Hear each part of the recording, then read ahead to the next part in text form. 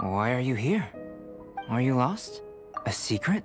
Actually, you've arrived at just the right moment. I have business with you too, in fact. Here, catch. As you can see, it is a sword. I did not make the sword.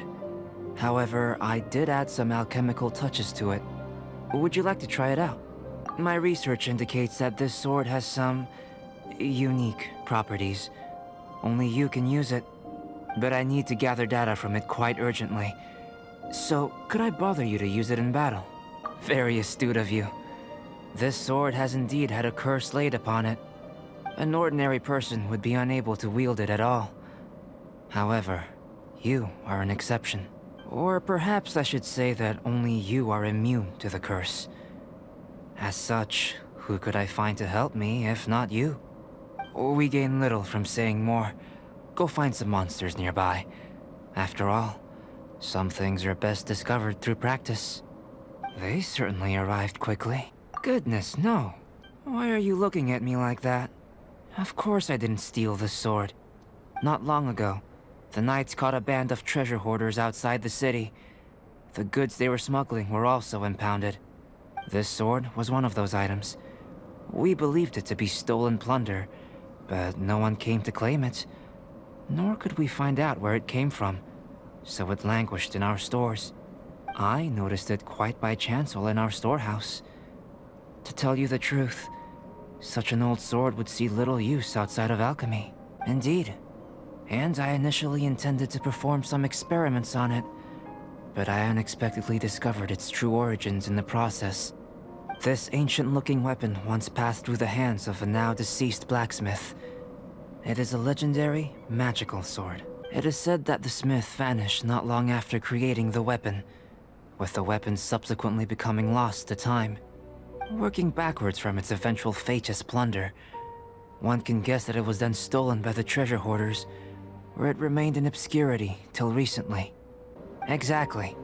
Do you know the story of Durin and this mountain? Durin was the black dragon who menaced Mondstadt, before finally being defeated by the combined efforts of the Valen and the Animo Archon Barbados. After a fierce battle, the vanquished Durin crashed to ruin here, falling into the thick snow. Snow gathers atop this mountain and never melts, which is a most curious phenomenon. Which leads one to wonder, was Durin's fall here purely by chance, or was it intent? Perhaps this place was chosen as a gravesite precisely so that the snow's power could seal the corrosive toxin coming from Durin's body. It seems plausible that Barbados would think of such a method.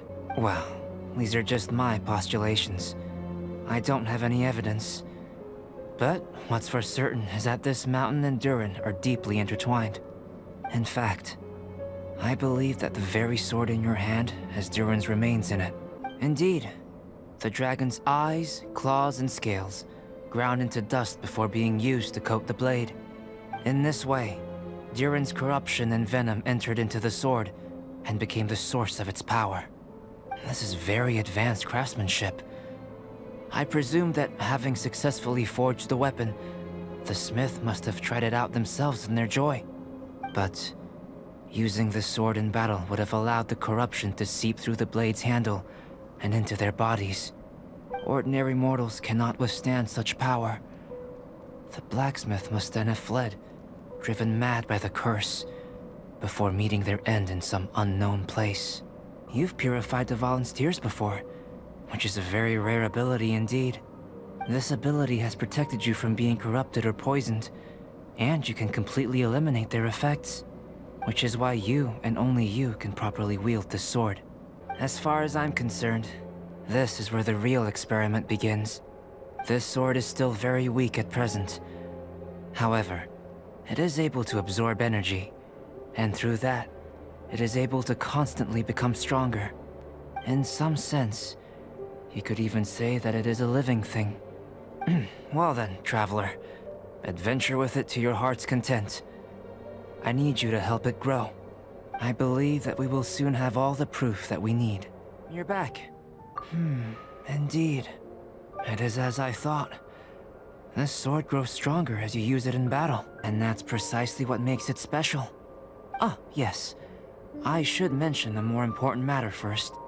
I've investigated the area nearby, and I've discovered some unusual signs. I believe that these strange traces require investigation. Whether it be thieves or something else, we shall investigate, and we shall find out. It would be rather convenient to rob adventurers who come up here, yes. The Fatui. And they chose to attack us within the treasure hoarders' camp. Did they follow us here? Did you? I think the Fatui are looking for this sword. Perhaps they caught sight of you using it on the mountain. If their eyes are any good, they'll definitely have seen how this sword stands out from the rest. Not quite, no. The Fatui are collecting things related to the Archons.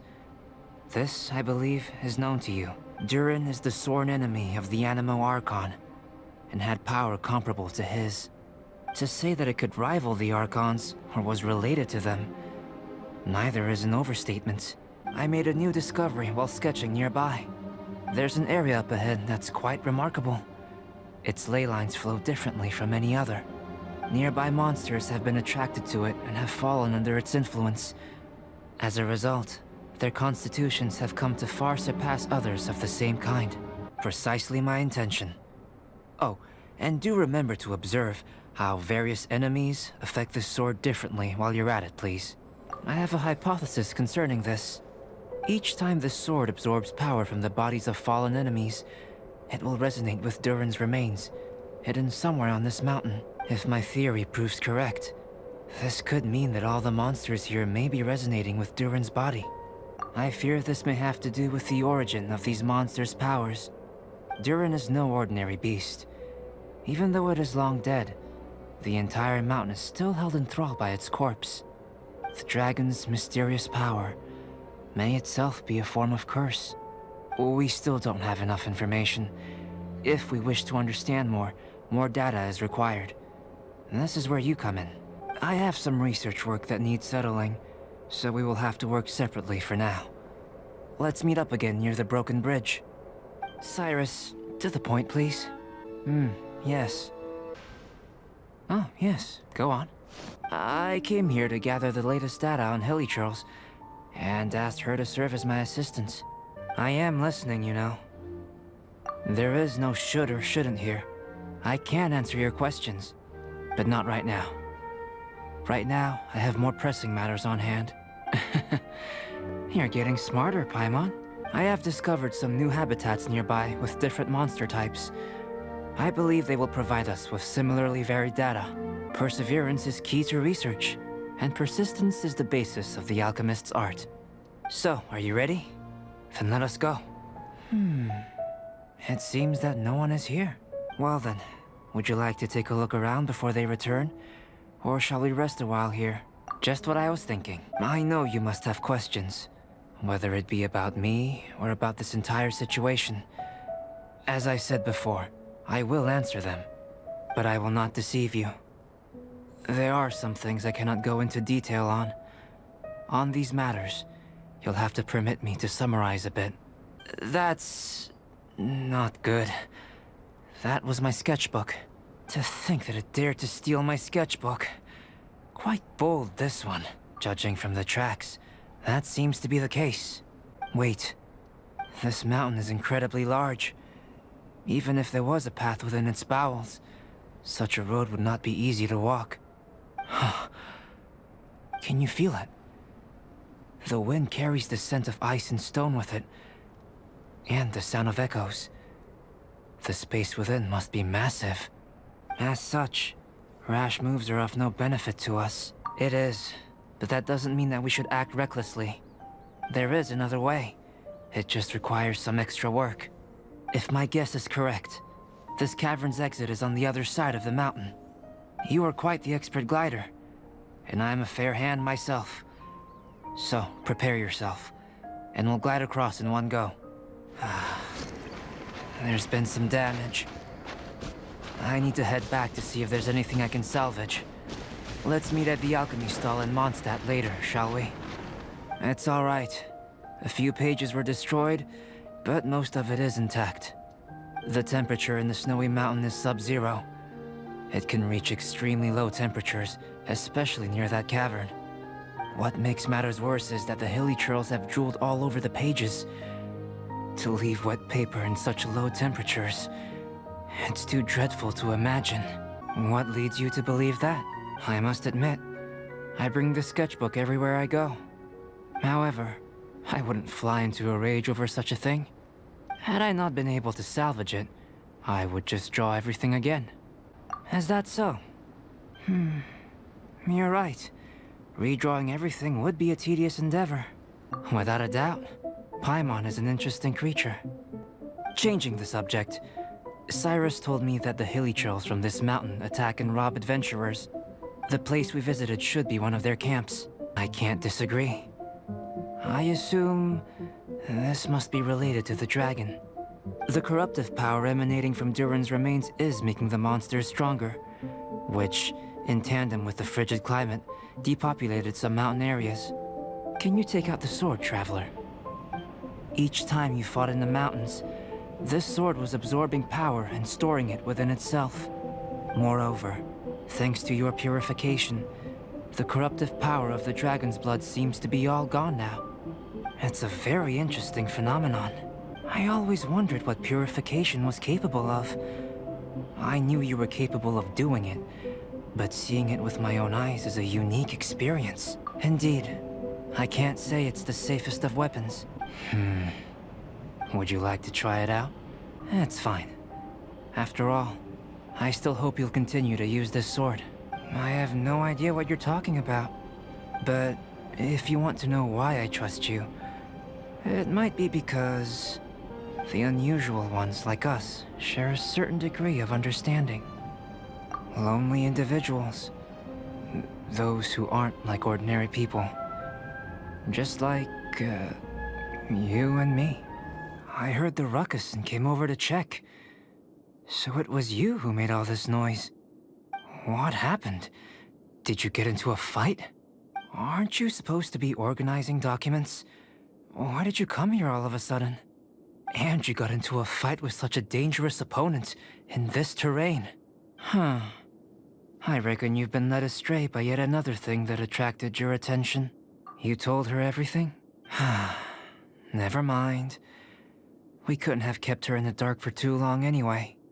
Sucrose is naturally drawn to obscure knowledge and mystery. She is great alchemist material indeed. It's not trouble that worries me.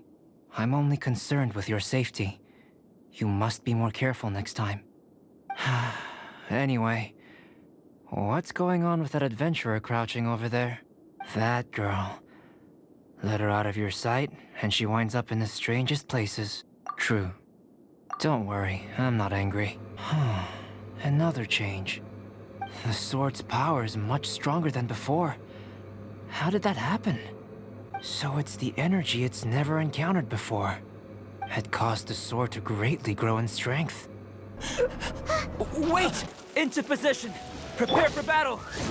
The dragon's power. The dragon's life force can revive withered plants and empower them to such a degree. Inconceivable. Most probably it's because the sword fell to the ground. The impact must have caused its power to leak out. This cryoregisvine having originally withered up and died here. Is it because it hadn't been able to absorb the ambient corruption? After you purified the corruption, the resulting pure elemental energy not only revived it, but also enhanced it. Pure life force will cause it to constantly regenerate itself, together with its fighting spirit. I also haven't encountered any similar incidents, yet I must admit that a phenomenon of this rarity, although unexpected, is a valuable discovery. Sucrose, keep an eye on that adventurer. Take him back to the camp. As for the matters at hand, I beg your pardon, Traveler, but I must ask for your further assistance. Traveler, Paimon, welcome back. Thank you so much. I knew I could count on you. Naturally, you were crucial to my research. I'll never forget your kindness, more or less. But tell me, how do you feel? Good. There's no side effects, no corruption or poison. Looks like I've been correct all along. How do you like the sword? Is that so? Regardless, it's reached the desired state. I want to extract the purified life force from within it.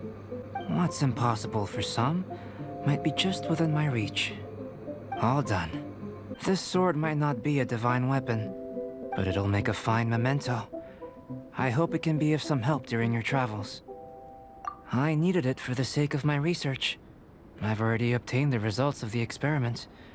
This sword belongs to you, a person who knows how to use it. Thank you for your assistance with completing this research.